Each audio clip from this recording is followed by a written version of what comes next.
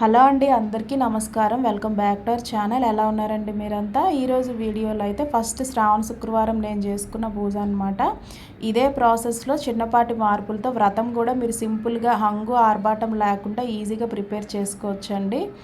ఇది వచ్చేసి ముందు రోజే నేను ఇల్లు అంతా క్లీన్ చేసి పెట్టుకున్నానండి. నెక్స్ట్ డే అయితే ఫ్రెష్ అయ్యి వచ్చిన తర్వాత ఇలా నేను నా వర్క్ అయితే స్టార్ట్ చేశాను అనమాట. మనం పొద్దున్నకే రెడీ అయిపోయలేం కాబట్టి ఇలా ఏదన్నా డ్రెస్ వేసుకోండి, లేదంటే ఈజీగా ఉండే తేలిగ్గా క్యారీ చేయగలిగే చీర ఏదైనా కట్టుకొని మీ వంట అనేది కంప్లీట్ చేసుకోవాలండి. మనం ఫస్టే రెడీ అయిపోతే అవ్వదు కదా, మనం చేయాల్సిన పని చాలా ఉంటుంది.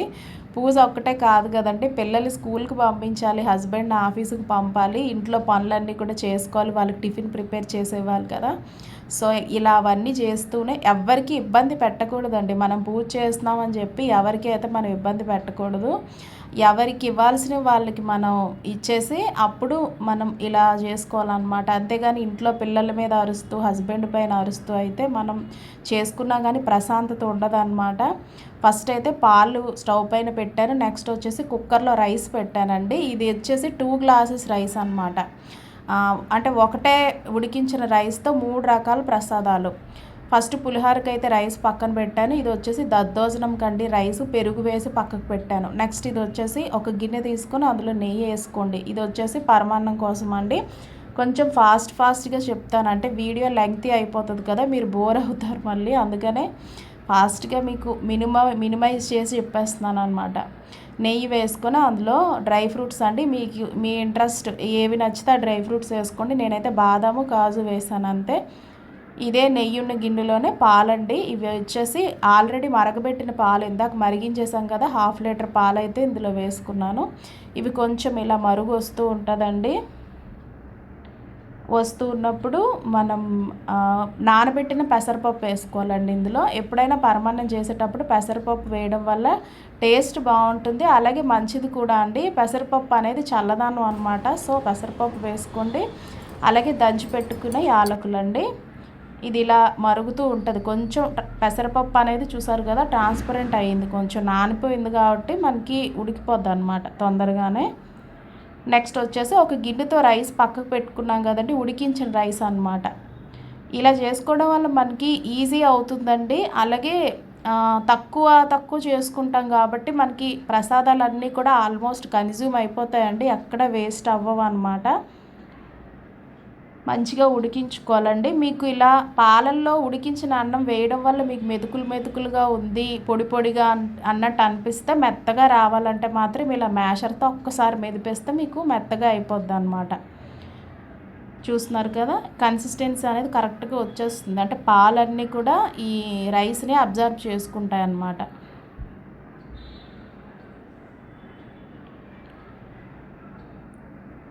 చూస్తున్నారు కదా, మీకు ఇక్కడ కొన్ని ఇంపార్టెంట్ అని కాదండి, మీకు తెలిసిన విషయాలే కావచ్చు, బట్ నాకు తెలిసినంత వరకు చెప్తున్నాను. పూజల కోసం అని ఎక్కువ మనం ఇంట్లో వాళ్ళ మీద ప్రెషర్ తేకూడదండి. వాళ్ళు సరే అంటే పర్వాలేదు, లేదంటే మాత్రం వాళ్ళతో గొడవలు పడి ఇది కొనాలి అది కొనాలి అని చెప్పి మనం గొప్పలకి పోయి ఇంట్లో మగవాళ్ళని ఇబ్బంది పెట్టి అలా చేయాల్సిన అవసరం అయితే లేదండి. మనం భక్తితో చేసే ఏదైనా కానీ దేవుడ లేదా దేవత అనేవారు ఖచ్చితంగా స్వీకరిస్తారండి. ఇలాగే ఉండాలి, ఇదే మాండేటరీ, దీని లిమిట్స్ ఇవే అని ఎక్కడా లేదండి. ఖచ్చితంగా మీకు ఉన్నంతలోనే మీ శక్తి మేరకు చేసుకోండి, ప్రాబ్లం ఏం లేదండి. ఎవరిని ఇబ్బంది అయితే పెట్టాల్సిన అవసరం లేదు. నెక్స్ట్ వచ్చేసి రైస్ ఎంత తీసుకున్నామో అదే గ్లాస్తో బెల్లం, ఇలా తరిగి పెట్టుకున్న బెల్లం అండి. ఇది వచ్చేసి ప్యాకేజ్డ్ బెల్లం, సో ఇందులో మట్టి డస్ట్ ఇలాంటివి ఏం లేవు. మీరు లూజ్ కనుక తీసుకుంటే కొంచెం సిరప్లా చేసుకొని స్ట్రెయినర్లో వడకట్టుకొని వేసుకోండి. పరమాన్నం ప్రిపేర్ అయిపోయిన తర్వాత ఇలా డ్రై ఫ్రూట్స్ కూడా యాడ్ చేసుకోండి. నిజంగా చెప్తున్నా అండి, నార్మల్గా చేసే పరమాన్నం కన్నా చాలా టేస్ట్ వచ్చింది. అంటే ప్రసాదాల్లో టేస్ట్ చూస్తారా అంటే చెప్పలేను, కానీ నార్మల్గా చేసే పరమాన్నం కంటే ఈ పరమాన్నం చాలా బాగా వచ్చింది. ఒకసారి ట్రై చేయండి మీరు కూడా, సాఫ్ట్గా వచ్చింది, చాలా బాగుందండి. ఇక్కడతో మనకి ఫస్ట్ ప్రసాదం అయితే కంప్లీట్ అండి. నెక్స్ట్ సెకండ్ నైవేద్యంకి వచ్చేసరికి కడాయిలో ఆయిల్ వేసుకోండి. పులిహోర కోసం అండి ఇది. పల్లీలు, అలాగే పచ్చిశనగపప్పు, మినప్పప్పు, యాజ్ ఇట్ ఈజ్ అండి పోపులన్నీ కూడా వేసుకోవాలన్నమాట. నెక్స్ట్ వచ్చేసి ఆవాలు. మీడియం ఫ్లేమ్లో పెట్టుకోండి. పులిహోరకి ఎప్పుడైనా దోరగా ఫ్రై అయిపోతే బాగోదండి, కొంచెం మోడరేట్గానే ఫ్రై అవ్వాలి. అలాగే ఇంగువ కూడా ఆప్షనల్, మీకు నచ్చితే వేసుకోండి. పచ్చిమిర్చి కూడా మీ చాయిస్ అండి, ఎక్కువ తినాలనుకుంటే ఎక్కువ వేసుకోండి. అలాగే దంచి పెట్టుకున్న అల్లం అండి, మరీ క్రష్ చేసేయకూడదు, జస్ట్ కచ్చా పచ్చాగా దంచేసి వేసుకోవాలన్నమాట. ఎక్కువ దంచేయడం వల్ల మనకి రైస్ అంతా కూడా తగులుతూ ఉంటుందండి. చాలామందికి అల్లం ఫ్లేవర్ నచ్చుతుంది, కానీ మ్యాక్సిమం పళ్ళ కింద తగులుతూ ఉంటే తినలేం కదా. సో ఇలా ఒక తీసి పక్కకు పెట్టేసినట్టు మనం పెద్ద పెద్దగా కచ్చా పచ్చాగా దంచుకుంటే సరిపోతుందండి. అలాగే ఎండుమిర్చి, కరివేపాకు ఇవి కూడా యాడ్ చేసేసి, ఇది వచ్చేసి చింతపండు నానబెట్టేసి కొంచెం ముద్దలాగా పిసుక్కోవాలండి. వాటరీగా కాకుండా కొంచెం ముద్దలాగా వచ్చేటట్టు పిసుక్కోవాలన్నమాట చింతపండుని. అది వచ్చేసి ఒక గరిట వరకు యాడ్ చేశాను ఇందులో. నేను 11 కూడా వాడతా అండి. మీరు ఓన్లీ చింతపండు పులిహోర చేస్తే కనుక క్వాంటిటీ అనేది ఇంకా పెంచుకోండి.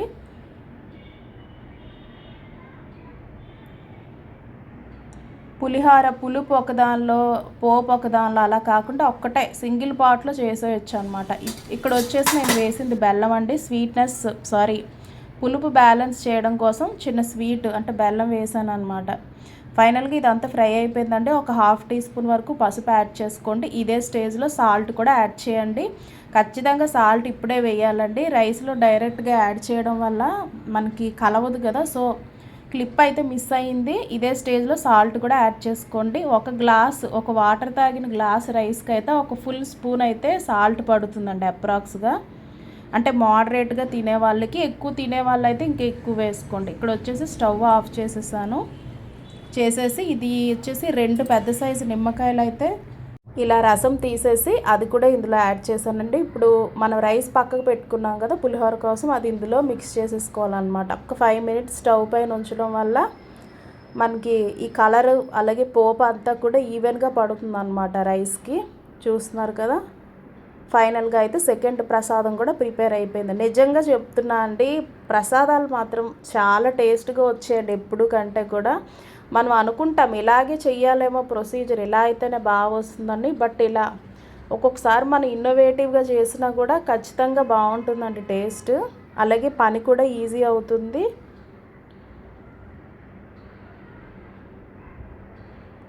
నెక్స్ట్ వచ్చేసి ఇది దద్దోజనం అండి. మనం ఇందాక పెరిగేసి పక్కకు పెట్టుకున్నాం కదా, అందులో వచ్చేసి పోపు అన్నమాట. ఇలా ఈజీగా ప్రిపేర్ చేసుకోవచ్చు అండి 3 రకాల ప్రసాదాలు కూడా. అల్లం ముక్కలు, పచ్చిమిర్చి ముక్కలు, నెక్స్ట్ పోపు సామాన్లు.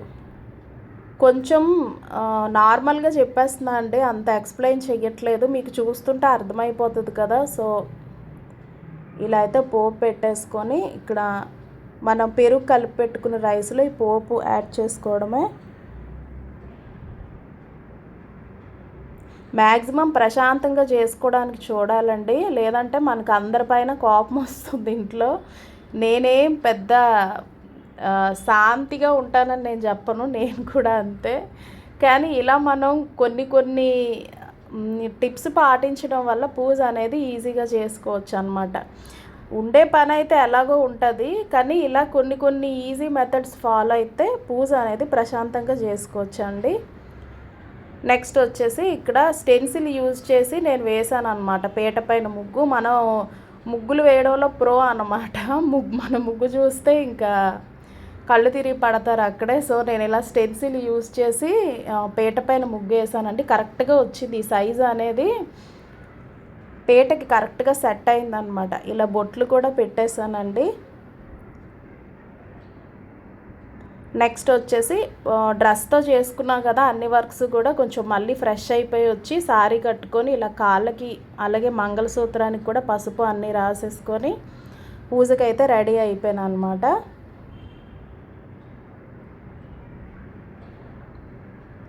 కాళ్ళకి పసుపు అనేది ఇలా మ్యాట్ పైన కానీ ఏదైనా క్లాత్ పైన కానీ పెట్టి రాసుకోవాలండి. తెలుసు కదా, డైరెక్ట్గా నేలపైన పెట్టకూడదు అనమాట. ఇలా అయితే పసుపు రాసుకోవడం అన్నీ అయిపోయాయి అనమాట. నెక్స్ట్ వచ్చేసి ఇలా ఇక్కడ రెడీ చేయడం అంటే నేను నార్మల్గా ఫోటో పెట్టానండి. ఫోటో పెట్టేసి కామాక్షి దీపం ఒకటి రెడీ చేసుకున్న కొత్తది ఉంటే. ఇవే ఉండాలా అని ఏం లేదండి. మీరు మట్టి ప్రమిదలు ఉంటాయి కదా, అందులో పెట్టినా కానీ సంతోషంగా స్వీకరిస్తుంది వరలక్ష్మీదేవి. ఇదే ఉండాలి అనేది అయితే లేదండి. ఇలా అయితే నా పూజనైతే నేను కంప్లీట్ చేసుకున్నాను. ఎలాంటి గొప్పలకి పోకుండా మీకున్న దానిలో సంతోషంగా చేసుకోండి. అందరూ హ్యాపీగా ఉండాలి. బాయ్.